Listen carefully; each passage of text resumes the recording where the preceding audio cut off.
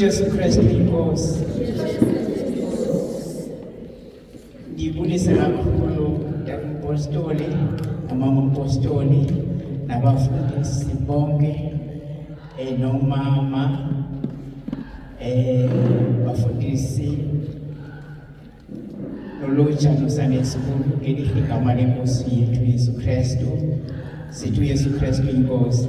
Yesu Kristu inkosi. Nawe ntabankulu awuncinyane uhanjelwa. Kuthiwa ndizokwamkela.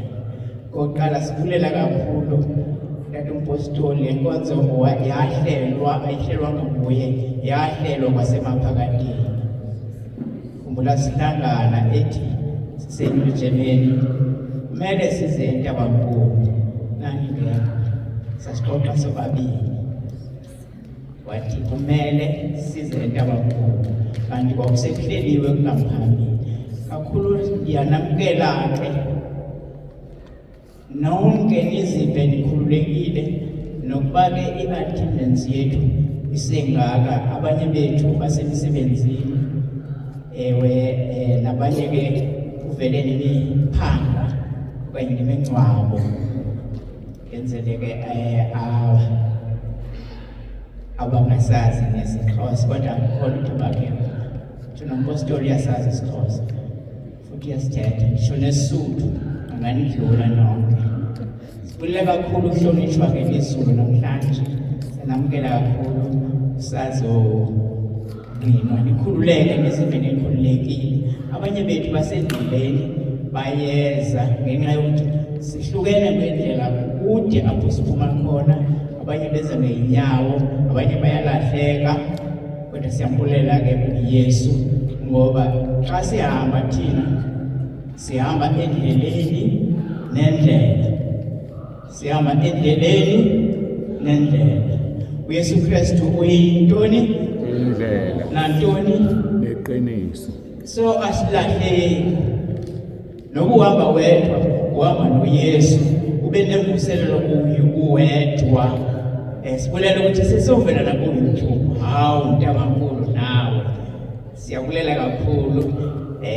Ekhaya lezwi, ekhaya le nasetabeni kaYehova, endlini kaYehova. Tshoni kakhulu kaloku enonwabe. Hawu senihanjelwe. Hawu siyabulela kakhulu. uYesu Kristu uyinkosi. Yesu Kristu inkosi. Siqonda ekhaya nithi na singathiyeki ngaluthola ngasisu pasobona sodlala noJesu.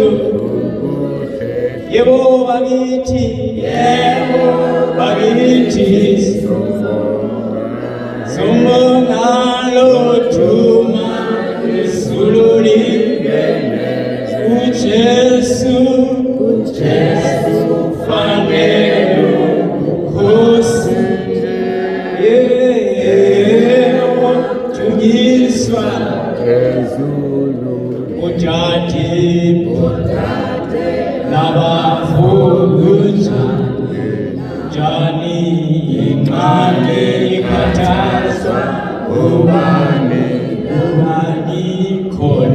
umthwalo Yehova lula nohamba kalula Yehova kithi sombonga lothuma izulu lingene uJesu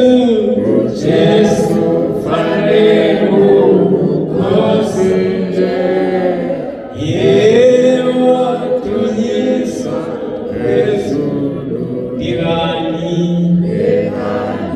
kuJesu umholi nophiwa amandla kuyena uJesu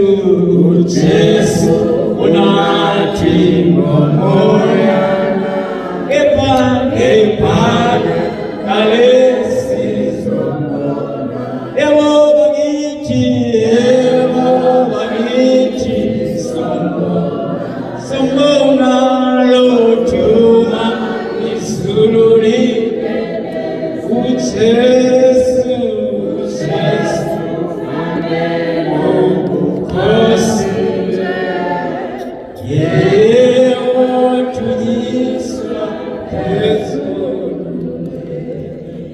ngutata uTserere wakhona apha eNtabankulu uYesu Kristu uyinkosi Yesu Kristu inkosi. kumele sihlabeleleni ezulwini siyohlabela hayi umdanso asiyokwenza ngoku asiyofakaza kumele senze njani Hlabelela. senze njani uYesu Kristu uyinkosi kuthiwa isivumo lamamele ukuthi sisivumo bakhona abathi kodwa yintoni Isivumo. sala ekhaya lethu Yesu Kristu inkosi Jehovah is Yahweh,